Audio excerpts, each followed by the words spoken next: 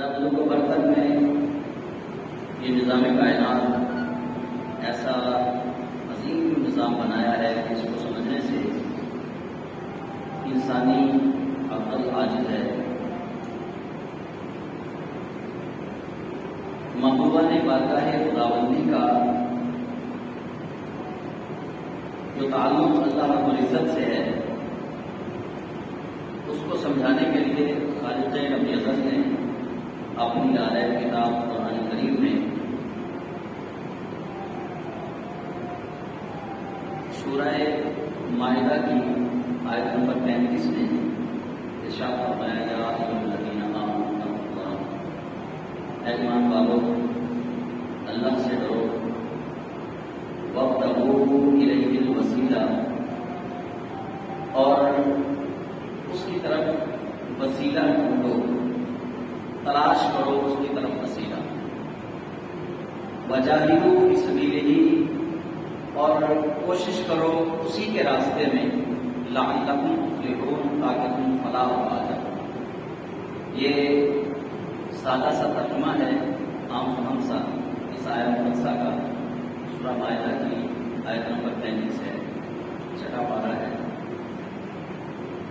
عموماً ہمارے ہاں معاشرے میں دو طرح کی سوچیں پائی جاتی ہیں۔ ایک سوچ یہ ہے کہ اللہ تک پہنچنے کے لیے وسیلہ ضروری ہے، اور ایک سوچ یہ ہے کہ اللہ تک پہنچنے کے لیے کسی وسیلے کی ضرورت نہیں ہے، وہ تمہاری شہرت سے بھی زیادہ قریب ہے۔ یہ دو طرح کی سوچوں کے حامل لوگ ہمارے معاشرہ میں پائے جاتے ہیں۔ میں کوشش کروں گا کہ آج سب سے پہلے اس کی آیت مقدسہ کے ضمن میں کچھ آنے والی جو باتیں ہیں ان کو ہم سمجھ لیں، تاکہ وسیلہ کا کنسیپٹ جو ہے وہ کلیئر ہو جائے۔ اللہ تعالیٰ نے اس آیت مقدسہ میں ارشاد فرمایا یا ایھا الذین آمنوا اتقوا اللہ، اے ایمان والو اللہ سے ڈرو، وابتغوا الیہ الوسیلہ، وابتغوا کا مطلب ہے تلاش کرو، ڈھونڈو، الیہ الوسیلہ اس کی طرف وسیلہ، جس کو ہم عام لفظوں میں واسطہ بھی کہتے ہیں کہ میرا فلاں شخص کے ساتھ واسطہ ہے، میرا فلاں شخص کے ساتھ تعلق ہے، میرا فلاں شخص کے ساتھ ربط ہے۔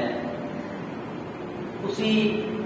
ٹرم کے اندر ہم اس کو دیکھیں گے تو یہ وسیلہ لفظ ہے کہ اللہ فرماتا ہے میری طرف وسیلہ تلاش کرو، وسیلہ ڈھونڈو، میری طرف آنے والا راستہ تلاش کرو۔ اب اس آیت کو جب ہم پڑھتے ہیں تو پہلا ہی جملہ جو ہے وہ ہمیں دعوت دے رہا ہے اللہ سے ڈرنے کی۔ یا ایھا الذین آمنوا اتقوا اللہ، اے ایمان والو اللہ سے ڈرو۔ ڈر کو جب ہم سمجھتے ہیں کہ ڈر کیا ہے، ہم اگر اس کو دیکھیں کہ ڈر کیا ہے، اللہ سے ڈرنا کیا ہے، انسان دو طرح کا ڈر رکھتا ہے معاشرتی اعتبار سے۔ ایک تو ہم ڈر رکھتے ہیں سانپ سے، بچھو سے، شیر سے، خنزیر سے، دیگر جو موذی جانور ہیں، جو موذی کیڑے مکوڑے ہیں۔ ایک ڈر ہے اس طرح کا کہ ہم ان سے بچتے ہیں، بالکل بھی قریب نہیں جاتے۔ ایک یہ ڈر ہے کہ ہم ایسا کسی سے ڈرتے ہیں کہ اس کے بالکل قریب جاتے بھی نہیں ہیں اور قریب جانے کا سوچ بھی نہیں سکتے۔ یقیناً آپ سمجھتے ہیں نا اس بات کو کہ ہم میں سے کوئی سانپ کے ساتھ قربت کو نہیں چاہے گا، شیر کے ساتھ محبت نہیں چاہے گا کہ میں شیر کے قریب جاؤں، پتہ ہے کہ وہ ایسا جانور ہے جو کبھی بھی وحشی ہو سکتا ہے۔ ایک تو یہ ڈرنا ہے، اور دوسرا ہے بندوں میں سے کسی سے ڈرنا۔ جب ہم بندوں کو دیکھتے ہیں تو پھر بھی دو طرح کا ڈرنا ہے۔ ایک وہ بندہ ہے جس کے شر سے ہم ڈرتے ہیں، ہم کہتے ہیں اس کے قریب ہماری قبر بھی نہ بنے، عرف عام میں یہ اتنا شریر بندہ ہے، اتنا ظالم فاسق اور فاجر بندہ ہے، ایسے بندے کے محلے میں رہنا تو درکنار، ایسے بندے کی قبر کے پاس خدا کسی دشمن کی قبر بھی نہ بنائے۔ ایک یہ ڈرنا ہے، اور دوسرا ڈرنا یہ ہے کہ ہم شیر سے ڈرتے تو ہیں لیکن ایسا طریقہ ڈھونڈتے ہیں کہ جس طریقے سے شیر کے شر سے بچا بھی جا سکے اور شیر کے قریب بھی ہو جائے، اس کو ہم زیر بھی کر لیں، اس کے ساتھ دوستی بھی ہو جائے۔ ڈرتے تو ہیں لیکن طریقہ ایسا ڈھونڈتے ہیں کہ ہم اس شیر کے قریب ہو جائیں یا شیر کو اپنے قریب کر لیں۔ ایسے ہی دنیا کے اندر جو لوگ ہیں،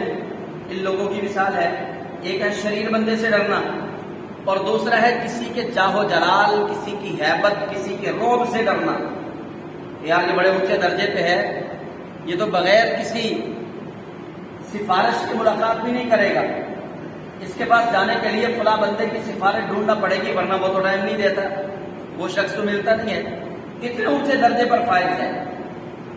دل کے اندر یہ بھی ایک ڈر موجود ہے، لیکن یہ ڈر جو ہے یہ اس بندے سے نفرت والا ڈر نہیں ہے، بلکہ اس بندے کی ہیبت طاری ہے، اس کا رعب طاری ہے، اس کے رعب اور ہیبت کی وجہ سے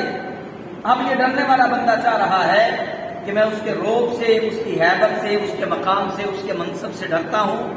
میں سوچتا ہوں کہ کوئی ایسا بندہ تلاش کروں جو اس کے ساتھ میری ملاقات کروا دے، جو اس کے دربار میں مجھے پہنچا دے۔ اسی طرح رب ذوالجلال جل جلالہ، اللہ سے یقیناً جو ہم ڈرتے ہیں وہ خدا تعالی جل جلالہ سے ہم ایسا نہیں ڈرتے کہ یار اللہ سے ہم دور ہی رہیں، وہ تو بڑی ڈرونی چیز ہے، ایسا تو نہیں ڈرتے ہم اللہ تعالیٰ سے۔ اللہ کے رعب سے ہم ڈرتے ہیں، اللہ کی ہیبت سے ڈرتے ہیں، اللہ کے جلال سے ڈرتے ہیں۔ رب ذوالجلال کی جو ہم نے نافرمانیاں کی ہیں، اپنی نافرمانیوں کی وجہ سے اس کے قرب میں جانے سے ہم ڈرتے ہیں کہ ہم نے وہ کام نہیں کیے، ہم اس سے حیا کی وجہ سے ڈرتے ہیں۔ اب یہ ڈرنا جو ہے، یہ ڈرنا بھی خدا تعالیٰ جل جلالہ کی رحمت ہے، یہ ایمان والوں کو عطا ہوتا ہے۔ کوئی ایمان والا اللہ کا حیا کرے، خدا کے رعب، اس کی ہیبت، اس کے جلال سے ڈرے، اور یقیناً یہ ڈرنے والا بھی خدا تعالیٰ کی رحمت کا متلاشی ہے، اللہ کی رحمت کی تلاش میں ہے۔ انسان چاہے جتنے مرضی گناہ کرے، لیکن دل سے آواز آتی ضرور ہے کہ اے بندے اب بڑے گناہ کر لیے، اب اللہ کی طرف آ جا، اب اللہ کی طرف آ جا۔ دل سے آواز آتی ضرور ہے۔ انسان یہ چاہتا ہے کہ اس بارعب، اس ہیبت و جلال والی ذات اللہ وحدہ لا شریک کے ساتھ میرا تعلق بنے، لیکن وہ چونکہ اپنی نافرمانیوں پر پشیمان ہے، اپنے گناہوں پر پشیمان ہے کہ کہاں وہ بزرگ و برتر ذات اللہ وحدہ لا شریک جس نے مجھے حکم دیا نافرمانیاں نہ کرنے کا، گناہ نہ کرنے کا۔ اب یہ ایک فطرتی بات ہے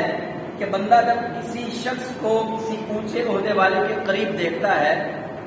تو بندہ یہ سوچنے پر مجبور ہوتا ہے کہ یہ بندہ یہاں تک کیسے پہنچا، اس کو اتنے اونچے بندے کے ساتھ اس کی ڈیوٹی کیسے لگی۔ بندے تو اور بھی پاکستان میں ہیں نا، عمران خان کو شہزاد اکبر ہی کیوں ملا؟ بندے تو پاکستان میں اور بھی بڑے ہیں۔ وزیر اعظم کو جو اس کے خاص مشیر ہیں، علماء تو بڑے ہیں، لیکن طاہر اشرفی ہی کیوں ملا؟ سوچنے والی بات ہے۔ اتنے لاکھوں علماء میں سے طاہر اشرفی ہی کیوں وزیر اعظم کا مشیر مقرر ہوا؟ ہم جب یہ سوچتے ہیں کہ یار یہ بندہ کیسے قریب ہو گیا، اب جس کے قریب ہو رہا ہے، قریب ہونے والے کے دل کے اندر دو باتیں ہوں گی۔ ایک، یا تو اس لیے قریب ہو رہا ہے کہ میرے عیبوں پہ پردہ ڈالا جائے، میرے عیب جو ہیں وہ چھپ جائیں، میں اپنے حرام کاموں پر پردہ ڈال لوں۔ ایک تو اس لیے اس کے قریب ہو رہا ہے، اور دوسرا وہ اس لیے قریب ہو رہا ہے کہ میں اس سے کوئی فائدہ لے لوں اور اپنے قریبیوں کو فائدہ پہنچا دوں۔ یقیناً جب ہم نے دیکھا، میں دنیا داروں سے مثال نہیں دے رہا، یہ مثال میں نے آپ کو سمجھانے کے لیے دی ہے کہ اگر کوئی بندہ کسی اونچے بندے کے قریب ہوتا ہے، پیچھے کوئی نہ کوئی وجہ ہوتی ہے، اور پھر نچلے درجے والا بندہ یہ سوچتا ضرور ہے کہ یہ بندہ اس کے پاس پہنچا کیسے، اس کا مشیر مقرر ہوا کیسے۔ اسی طرح بلا مثال و بلا تشبیہ جب ہم دیکھتے ہیں کہ داتا علی حجویری رحمت اللہ علیہ 1000 سال کا عرصہ گزر چلا، لیکن آج بھی مومنوں کے دلوں میں زندہ ہے۔ بابا فرید الدین مسعود گنج شکر، سیدنا عبد القادر جیلانی، خواجہ معین الدین چشتی اجمیری، حضرت سلطان العارفین، حضرت خواجہ سیدنا مہر علی، حضرت پیر سیدنا جماعت علی، جب یہ ہم بڑے بڑے اولیاء اللہ کے تذکرے پڑھتے ہیں، ان کی صفات سنتے ہیں، ان کی کرامات سنتے ہیں، ان کا اللہ سے تعلق سنتے ہیں، تو ہمارے دل کے اندر یہ بات آتی ضرور ہے کہ یار وہ طریقہ کون سا طریقہ ہے جس طریقے نے داتا علی حجویری کو اللہ کا ولی بنا دیا، جس طریقے نے خواجہ معین الدین چشتی اجمیری کو اللہ کا ولی بنا دیا، وہ کون سا راستہ ہے جس راستے پر چل کے حضرت فرید الدین مسعود گنج شکر بن گئے، وہ کون سا راستہ ہے جس راستے پر چل کے سیدنا عبد القادر غوث اعظم دستگیر بن گئے، وہ کون سا راستہ ہے جس راستے پر چل کے سیدنا مہر علی آپ کو جاگتے جاگتے سرکار دو عالم کی زیارت ہو رہی ہے۔ آخر کو کوئی نہ کوئی راستہ تو ہے نا جس راستے پر چل کے یہ اللہ کے اتنے قریب ہو گئے کہ رب کے ولی بن گئے، بس اس راستے کی تلاش کو وسیلہ کہا گیا ہے، اس راستے کی تلاش کو وسیلہ کہا گیا ہے کہ اس راستے کی جستجو کرنا، اس راستے کی ٹو میں رہنا کہ یہ کس راستے سے چل کے اللہ کے قریب ہو گئے۔ تو رب تعالیٰ یہی فرما رہا ہے، اے ایمان والو مجھ سے ڈرو، یعنی مجھ سے حیا کرو، گناہ والے کام نہ کرو، لیکن اگر تم ایسا کر بیٹھو تو پھر الیہ الوسیلہ، میری طرف کوئی وسیلہ تلاش کرو، میرے پاس پہنچنے کے لیے، میری رضا حاصل کرنے کے لیے، مجھے راضی کرنے کے لیے، پھر اب کوئی وسیلہ تلاش کرو۔ اب وہ وسیلہ نماز بھی ہو سکتی ہے، اب وہ وسیلہ صدقات بھی ہو سکتے ہیں، اب وہ وسیلہ زکات بھی ہو سکتی ہے، اب وہ وسیلہ حج بھی ہو سکتا ہے، لیکن یہ چونکہ اعمال ہیں، ان سارے اعمال کی بنیاد محبت رسول ہے، تو سرکار دو عالم صلی اللہ علیہ وسلم کی محبت سب وسیلوں میں سے بڑا وسیلہ ہے اللہ کے پاس پہنچانے کے لیے،